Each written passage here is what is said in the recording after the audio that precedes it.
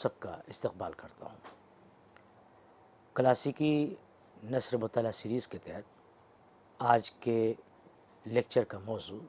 میر امن کی نثر نگاری ہے۔ اس موضوع کے تحت اردو نثر نگاری کی روایت میں میر امن کی نثر کی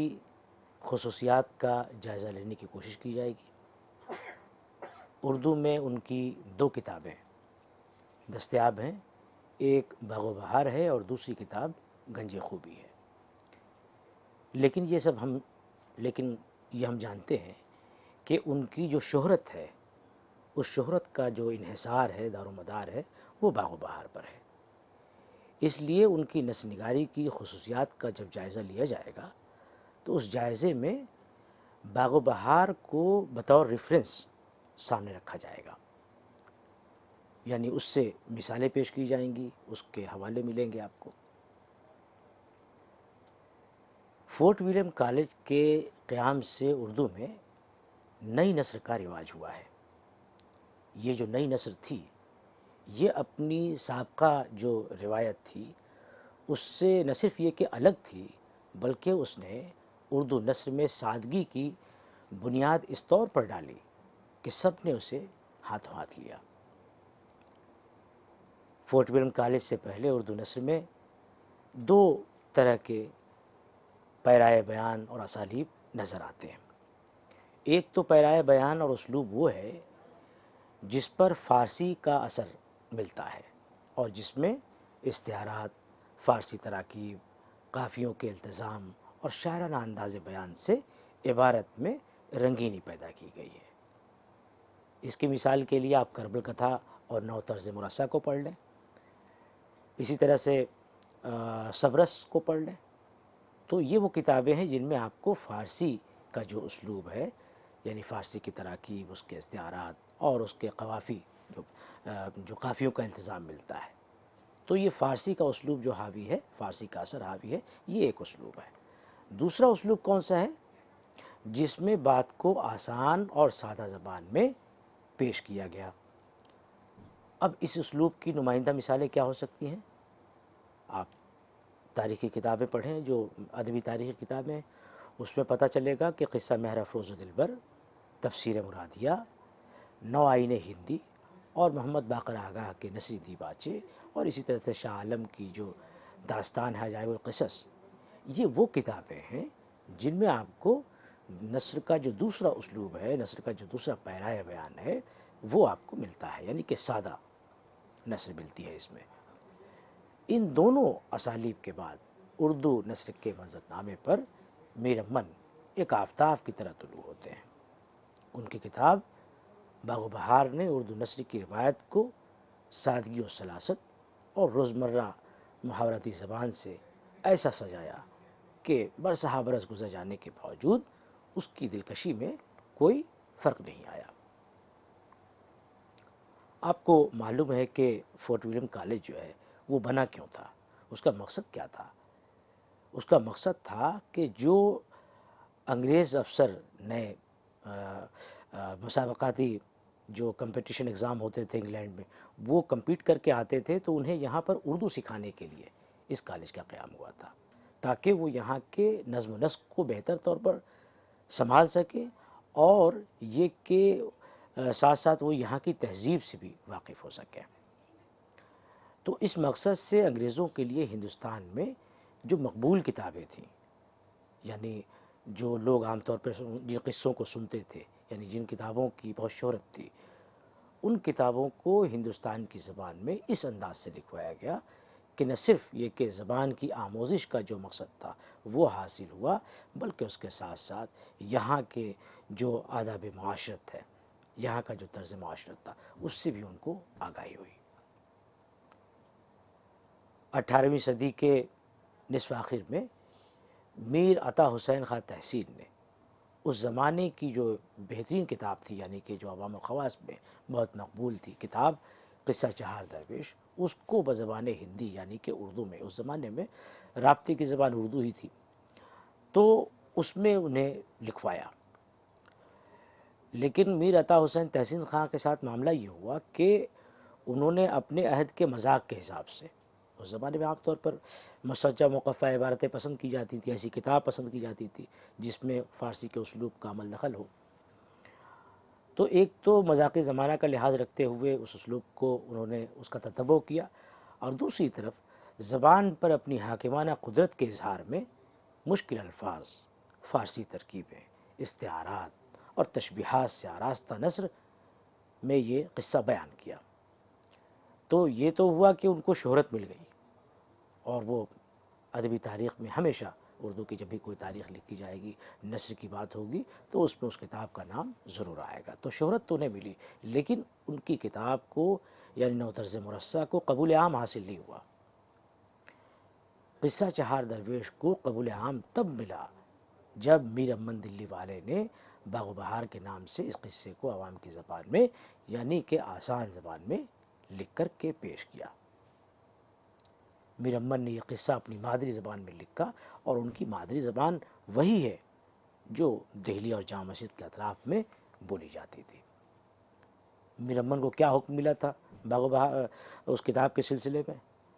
یہ حکم ملا تھا کوٹ کہ اس قصے کو ٹھیٹھ ہندوستانی گفتگو میں جو اردو کے لوگ ہندو مسلم، مرد عورت، لڑکے بالے، خاص و عام آپس میں بولتے چالتے ہیں ترجمہ کرو۔ موافق حکم حضور کے میں نے بھی اس محاورے سے لکھنا شروع کیا جیسے کوئی باتیں کرتا ہے انکوٹ۔ اب اس باغ و بہار کے جو مصنف ہیں، یعنی وہ مصنف تو کہیں کہ مرتب مؤلف کہہ لیں، کیونکہ انہوں نے ان کی کوئی تبعات داستان تو یہ نہیں ہے، ان کا نام بعض تذکرہ نگاروں نے میر امان بھی لکھا ہے۔ دہلی کے رہنے والے تھے اور لطف تخلص کرتے تھے۔ ان کی زندگی کے بارے میں جیسے کہ اس زمانے کے یعنی کہ 18ویں 19ویں صدی کے جو بہت سارے شعراء اور بہت سارے نثرنگار ایسے ہیں جن کی زندگی کے بارے میں ہماری معلومات بہت محدود ہے، اسی طرح سے میر امن کا بھی معاملہ ہے کہ ان کے بارے میں ہمیں بہت زیادہ معلومات نہیں ہے۔ باغ و بہار کا جو دیباچہ ہے وہ اس سے ان کے حالات زندگی پر روشنی پڑتی ہے، اور وہ ایک اہم ذریعہ ہے جس سے ہم ان کے بارے میں کچھ جان پاتے ہیں۔ ان کی ولادت کے سلسلے میں ایک یہ اندازہ ہے کہ وہ 18ویں صدی میں محمد شاہ کے عہد میں پیدا ہوئے۔ بعض محققین نے 1750 کے آس پاس ان کی ولادت تسلیم کی ہے۔ ان کی کتابوں یعنی کہ باغ و بہار اور گنج خوبی سے اس کا بھرپور اندازہ ہوتا ہے کہ وہ دلی والے تھے، لیکن وہ کون سی دلی تھی اس کا اندازہ نہیں ہوتا، یعنی کہ وہ شاہجہاں فصیل کے اندر والی دلی تھی یا فصیل کے باہر قدیم جو آباد تھی اس سے وہ تھے۔ تو اس سلسلے میں ہماری رہنمائی کرتے ہیں رشید حسن خان صاحب، اور ان کا قیاس یہ ہے کہ میر امن کا تعلق فصیل کے باہر کے ایک محلہ سید واڑہ سے تھا۔ ان کا خاندان کئی پشتوں سے دلی میں آباد تھا، اور باغ و بہار جیسا کہ میں نے بتایا کہ میر امن کی زندگی کے حالات کو جاننے کے لیے اور ان کے حالات زندگی پر کچھ روشنی پڑتی ہے تو اس کے دیباچے سے پڑتی ہے۔ اس میں اپنا کچھ حال لکھا ہے تو بیان کیا ہے کوٹ، پہلے اپنا احوال یہ آسی گنہگار میر امن دلی والا بیان کرتا ہے کہ میرے بزرگ ہمایوں بادشاہ کے عہد سے ہر ایک بادشاہ کی رکاب میں پشت بپشت جافشانی بجا لاتے رہے، جاگیر و منصب اور خدمات کی عنایات سے سرفراز کر مالا مال اور نہال کر دیا، اور خانہ زاد موروثی اور منصب دار قدیمی زبان مبارک سے فرمایا، چنانچہ یہ لقب بادشاہی دفتر میں داخل ہوا۔ انکوٹ۔ ہندوستان کی سیاسی تاریخ میں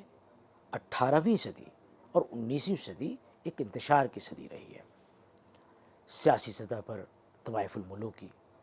سیاسی سماجی ہر طرح سے جس زندگی کے جس شعبے کو بھی آپ دیکھیں تو آپ کو اندازہ ہوگا کہ ایک اتھل پتھل کا معاملہ ہے، ایک انتشار کا معاملہ ہے، کوئی سکون نہیں ہے۔ تو اس میں کیا عوام اور کیا خواص، سب کی زندگی میں طوفان برپا تھا۔ میر امن نے لکھا ہے کہ احمد شاہ ابدالی کے حملوں سے گھر بار تباہ ہو گیا، اور سورج مل جاٹ نے جاگیریں ضبط کر لی، اور وہ بھی دوسروں کی طرح ہجرت کرنے پر مجبور ہوئے۔ بہت سارے شعراء اس زمانے میں، بہت سارے نثرنگار جو اہل کمال تھے وہ دلی سے کوچ کر کے الگ الگ دبستانوں میں گئے، الگ الگ علاقوں میں گئے۔ تو دہلی سے ہجرت کرنے کے بعد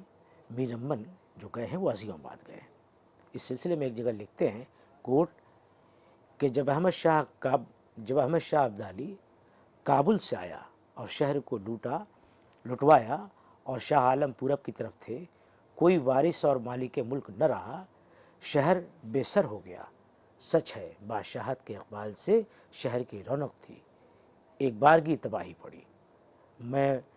وہاں کے میں کہیں تم کہیں ہو کر جہاں جس کے سینگ سمائے وہیں نکل گئے۔ انکوٹ۔ میر امن عظیم آباد یعنی کہ پٹنہ جسے ہم کہتے ہیں، وہاں جا کر انہوں نے سکونت اختیار کی۔ ان کے ساتھ ان کے گھر کے 10 افراد موجود تھے۔ میر امن کافی عرصے تک عظیم آباد میں رہے اور 1798 اور 99 میں تلاش معاش کے سلسلے میں تنہا کلکتہ گئے اور نواب دلاور جنگ کے چھوٹے بھائی میر محمد کاظم خان کے اتالیق مقرر ہوئے۔ 2 سال تک یہ ملازمت کا سلسلہ چلا، لیکن جب جی اکتا گیا تو میر بہادر علی حسینی کے ذریعے جان گلکرسٹ تک پہنچے اور فورٹ ولیم کالج کی ملازمت کی۔ اس سلسلے میں وہ لکھتے ہیں کوٹ کہ عیال و اطفال کو چھوڑ کر تنہا کشتی پر سوار ہو اشرف البلاد کلکتے میں آب و دانے کے زور سے آ پہنچا۔ چندے بیکاری گزری، اتفاق نواب دلاور جنگ نے بلوا کر اپنے چھوٹے بھائی میر محمد کاظم خان کی اتالیقی کے واسطے مقرر کیا۔ قریب 2 سال کے وہاں رہنا ہوا، لیکن نباہ اپنا نہ دیکھا تب میر منشی بہادر علی کے وسیلے سے حضور تک جان گلکرسٹ صاحب بہادر دام اقبالہ کے رسائی ہوئی۔ انکوٹ۔ فورٹ ولیم کالج کے قیام کے بعد جو ہندوستانی زبانوں کا جو شعبہ تھا، اس کی ذمہ داری ڈاکٹر جان گلکرسٹ کے سپرد کی گئی۔ اس نے اپنی تقرری کے بعد ہندوستان کے ممتاز ادباء و مترجمین کو کالج میں ملازم رکھا تاکہ عربی، فارسی اور سنسکرت میں موجود قصے، کہانیاں اور دیگر علوم کی کتابیں ان کا سادہ اور سلیس اردو میں ترجمہ ہو سکے۔ انگریزوں کو ہندوستانی تہذیب و تمدن، تاریخ و جغرافیہ اور زبانوں سے واقف کرانے کا یہ سب سے بہتر طریقہ تھا۔ پروفیسر خواجہ احمد فاروقی لکھتے ہیں کوٹ کہ گلکرسٹ نے زبان کی تعلیم کا سب سے مؤثر طریقہ یہ سمجھا کہ عام بول چال کی زبان میں یہاں کی مشہور داستانیں، اخلاقی کہانیاں، تاریخیں اور دوسرے موضوعات سے متعلق کتابیں مرتب کرائی جائیں اور ان کے ذریعے صاحبان نو آموز کو زبان سکھائی جائے اور مزید تحصیل کی ترغیب دی جائے۔ اس نے اس کام کے لیے ایسے منشیوں کو منتخب کیا جن کی عبارت و انشاء بھروسے کے لائق ہو اور جو روزمرہ اردو میں مطالب ادا کر سکے۔ گلکرسٹ کا جو زمانہ ہے، اس زمانے میں جو ادیب فورٹ ولیم کالج سے وابستہ رہے ہیں ان میں بڑے نمایاں اور بڑے ممتاز لوگ ہیں۔ میر امن کے علاوہ اس میں جو اور لوگ تھے، سید حیدر بخش حیدری ہیں، میر شیر علی افسوس ہیں، میر بہادر علی حسینی تھے، مرزا کاظم علی جوان تھے، نہال چند لاہوری تھے، مولوی اکرام علی، مظہر علی خان ملا، اسی طرح سے للو لال جی، بینی نارائن جہاں، یہ سارے لوگ وہاں پر ان کے عہد میں تھے، مولوی خلیل خان عاشق، یہ سب لوگ وہاں پر موجود تھے۔ تو گویا فورٹ ولیم کالج نے ممتاز مصنفین کی ایک بڑی کھیپ تیار کر دی تھی، ایسے منشیوں کی، ایسے لوگوں کی جن کو زبان پر قدرت حاصل تھی۔ فورٹ ولیم کالج میں میر امن کا جو تقرر ہوا ہے وہ 4 مئی 1801 میں 40 روپے ماہوار تنخواہ پر ہوا۔ اس کالج سے میر امن 5 برس تک وابستہ رہے اور ان 5 برسوں میں انہوں نے باغ و بہار اور گنج خوبی 2 کتابیں لکھی۔ باغ و بہار جانتے ہیں کہ قصہ چہار درویش کا ترجمہ ہے اور گنج خوبی جو ہے وہ اخلاق محسنی کا اردو ترجمہ ہے۔ باغ و بہار کے سلسلے میں مزید گفتگو سے قبل یہ مناسب معلوم ہوتا ہے کہ ناقدین کی کچھ آرا یہاں پیش کر دی جائیں تاکہ آپ کے ایگزام کے حوالے سے آپ جو امتحان دیتے ہیں اس میں آپ کو آسانی ہو جائے۔ کیونکہ ظاہر ہے کہ بہت ساری کتابیں پڑھنے کا آپ کے پاس موقع نہیں ہوتا نصابی ضرورت کی وجہ سے، تو یہاں پر کچھ اقوال پیش کیے جا رہے ہیں تاکہ آپ باغ و بہار کی کیا اہمیت ہے اور کیا اس کی قدر ہے اس کو پہچان سکیں۔ محمد یحییٰ تنہا سیر المصنفین میں لکھتے ہیں کہ اس کی زبان نہایت شستہ اور بامحاورہ ہے، اردو فصیح اور مستند ہے، ان کی نثر کو میر تقی میر کے ہم پلہ مانا گیا ہے۔ کلیم الدین احمد اپنی کتاب اردو زبان اور فن داستان گوئی میں کہتے ہیں کہ میر امن کی عبارت میں ایک خاص آہنگ ہے جسے موسیقیت یا وزن سے کوئی سروکار نہیں، جملوں کی ساخت، ترتیب اور حرکت میں باریکی، تناسب اور جاذبیت ہے، گویا یہ ہلکی ہلکی چھوٹی بڑی موجوں کی طرح رواں ہے، ان میں ایک قسم کا بہاؤ ہے۔ گیان چند جین باغ و بہار کے سلسلے میں لکھتے ہیں کہ باغ و بہار کی مقبولیت بنیادی طور پر اس کی فصیح زبان اور بے مثل اسلوب بیان کی مرہون منت ہے۔ امن کا میر امن کا صاحب طرز ہونا ہر سطر میں نمایاں ہے۔ سید عبداللہ، جن کی بڑی مشہور کتاب ہے میر امن سے عبدالحق تک، آپ کو مل جائے تو اسے پڑھیں، اور سید عبداللہ صاحب کی تو کوئی بھی تحریر آپ دیکھیں تو اسے ضرور پڑھیں، بہت ہی معتبر اور بہت ہی مستند۔ ایسے لکھنے والے ہمارے ہاں کم ہوتے ہیں، ایسے لکھنے والوں کی جو ہے بڑی قدر ہے، کیونکہ ان کے ہاں چیزیں بہت ہی ناپ تول کر کے لکھی جاتی ہیں اور بہت ہی سمجھ کے ساتھ لکھی جاتی ہے۔ تو وہ کیا کہتے ہیں، میر امن کی جو نثر ہے اس میں کہ باغ و بہار میں جو نثر ہے وہ زندہ نثر کا پہلا قدم میر امن کا یہ تصنیفی کارنامہ تھا جس کو باغ و بہار کہتے ہیں۔ میرا ماننا ہے کہ ہمیں بولتی چالتی جیتی جاگتی نثر سے روشناس کرایا، جس میں روزمرہ کے علاوہ ماحول کی زندگی کا انعکاس بھی موجود ہے۔ تو دونوں باتیں انہوں نے کہہ دی، ایک تو یعنی کہ زبان کی سطح پر، اسلوب کی سطح پر اس میں کیا چیز اچھی ہے، اور دوسری یہ کہ موضوع کی سطح پر یعنی فکر کی سطح پر، یعنی ماحول کی زندگی کا عکاس ہے۔ سلیم اختر ایک دوسرے نقاد ہیں، وہ کہتے ہیں کہ میر امن نے اردو نثر کو نیا آہنگ دیا، دلی کے ٹھیٹھ محاورے میں اپنی جدت طبع اور خوش مذاقی سے جو گل بوٹے کھلائیں ان کی مہک برقرار ہے، اس لیے اپنے وقت کی نزاعی داستان آج کی کلاسک ہے۔ رشید حسن خان،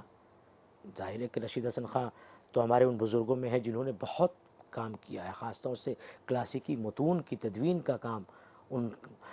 میں انہوں نے ایک معیار قائم کر دیا ہے۔ وہ مقدمہ باغ و بہار میں کہتے ہیں کہ باغ و بہار کو جدید اردو نثر کا پہلا صحیفہ کہا جائے تو بھیجا نہ ہوگا۔ بابائے اردو مولوی عبدالحق بھی، انہوں نے بھی اس کتاب کو مرتب کیا ہے، اسے مدون کیا ہے، اس کی تدوین کے ساتھ اس پہ جو مقدمہ لکھا ہے وہی اس مقدمے میں کہتے ہیں کہ لفظ کو اس کے صحیح مفہوم میں ٹھیک موقع پر استعمال کرنا اصل انشا پردازی ہے، اور اس میں میر امن کو بڑا کمال حاصل ہے۔ تو یہ کچھ چند آراء تھی جو میں نے آپ کے سامنے پیش کی تاکہ آپ کو سہولت ہو جائے ایگزام کے حوالے سے بھی، اور اس کا اندازہ بھی ہو کہ جو ماہرین ہیں، جو ناقدین ادب ہیں، وہ باغ و بہار کے سلسلے میں، اس کی نثر کے سلسلے میں اور میر امن کی جو عظمت ہے اس سلسلے میں وہ کیا کہتے ہیں، یا پھر یہ کہ باغ و بہار کی کیا عظمت ہے اردو نثر میں اس کے سلسلے میں وہ کیا کہتے ہیں، وہ آپ کے ذہن میں رہے، اس لیے یہ اقوال پیش کیے گئے۔ میر امن نے باغ و بہار کو 1801 میں لکھنا شروع کیا تھا اور 1802 میں اسے مکمل کیا۔ باغ و بہار یہ جو نام ہے داستان کا، یہ اس کا تاریخی نام ہے۔ باغ و بہار میں جتنے حروف ہیں نا، ان کے جب اعداد آپ نکالیں گے تو 1217 ہجری کی تاریخ نکلتی ہے، جو کہ 1802 کے مطابق ہے۔ یہ کتاب پہلی مرتبہ 1803 میں کلکتے سے شائع ہوئی۔ اب یہاں پر اس موضوع پر بھی بات کرنی چاہیے ہمیں کہ باغ و بہار میں جو قصہ بیان کیا گیا ہے تو وہ ان کا تبعات تو قصہ ہے نہیں، وہ ہمیں معلوم ہے، تو وہ کس کتاب سے لیا گیا، یعنی کہ اس کا ماخذ، اس کہانی کا ماخذ کیا ہے۔ تو باغ و بہار کا ماخذ اس سلسلے میں محققین کے درمیان ذرا سا اختلاف ہے، کچھ اختلاف ہے، کچھ کہتے ہیں کہ میر امن نے خود میر امن کو دیکھیں کہ خود انہوں نے اپنی اس کتاب کو یعنی کہ باغ و بہار کے قصے کو کس سے منسوب کیا ہے؟ حضرت امیر خسرو سے وابستہ کیا، لیکن یہ بات درست نہیں ہے۔ ناقدین نے، مورخین نے اسے درست نہیں مانا ہے اور کہتے ہیں کہ عام طور پر کسی واقعے یا قصے کی مقبولیت کو دیکھتے ہوئے ایسا کیا جاتا تھا کہ کسی بزرگ شخصیت سے اسے منسوب کر دیا جاتا تھا، جس سے سننے اور پڑھنے والے کے دلوں میں عقیدت بڑھ جاتی تھی۔ لیکن عام طور پر باغ و بہار کے ماخذ کے سلسلے میں یہ بات سامنے آتی ہے کہ یہ فارسی قصہ چہار درویش کا ترجمہ ہے۔ لیکن دوسری طرف جو مستشرقین ہیں جیسے کہ گلکرسٹ ہے یا دوسرے اور جو انگریز تھے، انہوں نے جب لکھا ہے تو یہ بتایا ہے، ان کے بیان سے یہ معلوم ہوتا ہے کہ اس کی تالیف میں تحسین کی جو نوطرز مرصع ہے اس سے بھی استفادہ کیا گیا ہے۔ تو آپ باغ و بہار کا مطالعہ کریں اور قصے کے جو اجزاء ہیں ان کو آپ دیکھیں، ان کی ترتیب کو دیکھیں، تو یہ بات کہہ سکتے ہیں کہ میر امن نے میر احمد خلف شاہ محمد کے فارسی قصہ چہار درویش کو بھی سامنے رکھا ہے اور میر عطا حسین تحصیل خاں کی جو کتاب نوطرز مرصع ہے اس کو بھی سامنے رکھا ہے۔ تو باغ و بہار کے ماخذات پر بحث کرتے ہوئے بابائے اردو مولوی عبدالحق نے لکھا ہے، کوٹ، اصل یہ ہے کہ ترجمہ ان دونوں میں سے کوئی بھی نہیں، فارسی قصے کو اپنی اپنی زبان میں بیان کر دیا ہے، لیکن جہاں کہیں نوطرز مرصع اور فارسی کتاب میں اختلاف ہے، باغ و بہار نے نوطرز مرصع کا اتباع کیا اور اس سے معلوم ہوتا ہے کہ باغ و بہار جیسا کہ عام طور پر مشہور ہے کہ فارسی قصے کا ترجمہ نہیں بلکہ اس کا ماخذ نوطرز مرصع ہے۔ بعض مقامات پر تو الفاظ اور جملے ہی لکھ دیے ہیں جو نوطرز مرصع میں ہیں، انکوٹ۔ پروفیسر ابن کمل مرحوم نے اس سلسلے میں لکھا ہے، اپنی کتاب انہوں نے اردو اکیڈمی سے جو مونوگراف شائع ہوا ہے میر امن کا، وہ پروفیسر ابن کمل مرحوم کا ہے۔ انہیں مرحوم کہتے ہوئے بہت افسوس ہو رہا ہے، ابھی حال ہی میں ان کا انتقال ہوا، اللہ ان کی قبر کو نور سے بھر دے، کہ وہ لکھتے ہیں اپنی کتاب میں کہ 18ویں صدی میں عوام و خواص کے درمیان قصہ چہار درویش اس قدر مقبول تھا کہ اس سے سن کر محمد شاہ بادشاہ نے حکیم محمد علی المخاطب بمعصوم علی خاں کو فارسی زبان میں قلم بند کرنے کا حکم دیا۔ بعض محققین کا کہنا ہے کہ محمد علی نے پہلے بزبان ہندی یعنی اردو میں بھی لکھا تھا۔ اسی طرح محمد غوث زرعی کے بارے میں کہا جاتا ہے کہ انہوں نے فارسی اور اردو میں قصہ چہار درویش قلم بند کیا ہے۔ اس قصے کی مقبولیت نے ہی اسے انگریزوں تک پہنچا دیا اور گلکرسٹ نے میر امن سے اسے آسان زبان میں ترجمہ کرایا۔ انگریزوں کے ہندوستانی نصاب میں اسے شامل کیا گیا۔ تو یہ بات بالکل درست ہے کہ انہوں نے جب یہ باغ و بہار کتاب لکھی تو ظاہر ہے کہ ان کے سامنے دونوں چیزیں رہی ہوں گی کہ قصہ چہار درویش بھی اور نوطرز مرصع بھی۔ تو یہ درست ہے کہ باغ و بہار کا قصہ پرانا قصہ ہے، کوئی نیا قصہ نہیں تھا، لیکن میر امن کی جو اردو ہے وہ بہت سلیس اور با محاورہ ہے، جو ان کا انداز بیان ہے وہ اتنا دلکش ہے کہ اس نے اس قصے میں نیا رنگ بھر دیا ہے، اسے ایک نیا رنگ روپ دے دیا ہے، جو کہ اردو ادب کی تاریخ میں ایک بہت بڑا کارنامہ ہے۔ باغ و بہار کی جو کہانی ہے، ماخذ پر تو بات ہو گئی، اب اس میں جو کہانی بیان کی ہے، ظاہر ہے کہ اس وقت میرے سامنے اس کی کہانی کو بیان کرنے کا موقع نہیں ہے، اور نہ یہ موضوع جو عنوان ہے میر امن کی نثرگاری، اس میں وہ پوری کہانی بیان ہو سکتی ہے۔ اس پوری کہانی کو سمجھنے کے لیے تو پورا ایک لیکچر چاہیے۔ تو باغ و بہار کی جو کہانی ہے وہی ہے جو نوطرز مرصع کی کہانی ہے، یعنی اس میں کیا ہے کہ ملک روم کا ایک بادشاہ ہے کہ نام اس کا آزاد بخت ہے، نوشیرواں کسی عدالت ہے، حاتم کسی سخاوت ہے، اس کے وقت میں رعایا خوشحال ہے، ہر ایک کے گھر میں دن عید اور رات شب برات ہے، ہر طرف چہل پہل ہے، خوشی کا ماحول ہے، لیکن بادشاہ کو اولاد نہیں ہوتی ہے، 40 سال کی عمر ہو جاتی ہے، اور اس مایوسی کے عالم میں انہیں مایوس ہو جاتے ہیں کہ اب اولاد نہیں ہوگی تو اس سلطنت کو سنبھالے گا کون، تو گوشہ نشی ہو جاتے ہیں۔ تو ان کا جو وزیر ہے وہ آ کر انہیں سمجھاتا ہے کہ آپ کے اس طرح سے آنے سے یہ جو ہے سلطنت کا کاروبار بالکل باغی سر اٹھانے لگے ہیں اور رعایا پریشان ہو رہی ہے، تو آپ کو ایسا نہیں کرنا چاہیے، آپ دن کو کام سنبھالیں سلطنت کا، اسے جو امور ہیں سلطنت کے انہیں سنبھالیں اور اس سے بارگاہ الہی میں دعا کرتے رہیں، کیونکہ اس دربار سے کوئی بھی محروم نہیں رہا۔ تو اس طرح سے انہوں نے دن کا کام شروع کیا، اور پھر وہ ایک دن رات میں بھیس بدل کر کے قبرستان کی طرف نکل گئے۔ وہاں انہوں نے دیکھا کہ ایک شعلہ سا ہے، وہاں پر روشنی ہے۔ تو بہت غور کیا، پاس جا کر دیکھا تو دیکھا کہ 4 درویش وہاں بیٹھے ہوئے ہیں، خاموش بیٹھے ہوئے ہیں۔ تو وہاں کان لگا کر کے چپکے سے ان کی باتیں سننے لگے۔ تو اس میں پہلا درویش جو ہے وہ یمن کے سوداگر ملک التجار کا بیٹا ہے۔ تو وہاں پہ 4 درویش ہیں۔ پہلا درویش وہ یمن کے سوداگر ملک التجار کا بیٹا ہے، باپ کے انتقال کے بعد اس کی جمع کی ہوئی دولت سے عیش و عشرت کرتا ہے، زندگی گزارتا ہے، اور پھر ایک وقت کے بعد اس کی دولت ختم ہو جاتی ہے اور اپنی بہن کے ہاں جاتا ہے، جہاں اسے مایوسی ہاتھ آتی ہے اور خودکشی کا ارادہ کرتا ہے کہ ایک نقاب پوش اسے روم کا پتہ بتاتے ہیں، اور وہاں جاؤ اور تمہاری مراد برائے گی۔ اسی طرح سے جو 3 اور درویش ہیں، دوسرا درویش ملک فارس کا شہزادہ ہے، تیسرا درویش جو ہے بادشاہ اعظم کا اکلوتا بیٹا ہے، اسی طرح سے چوتھا جو درویش ہے وہ چین کے بادشاہ کا بیٹا ہے۔ تو ان سارے درویشوں کے ساتھ یہ قصہ پیش آتا ہے کہ وہ اپنی زندگی سے مایوس ہو جاتے ہیں اور وہ خودکشی کرنا چاہتے ہیں۔ تو ایک نقاب پوش شخصیت آتی ہے اور انہیں کہتی ہے کہ تم ملک روم جاؤ، اور وہاں آزاد بخت نام کا بادشاہ ہے، وہاں تمہاری مراد پوری ہوگی۔ تو اس طرح سے یہ چاروں درویش ملک روم آ جاتے ہیں، اور پھر اس میں جو ہے تو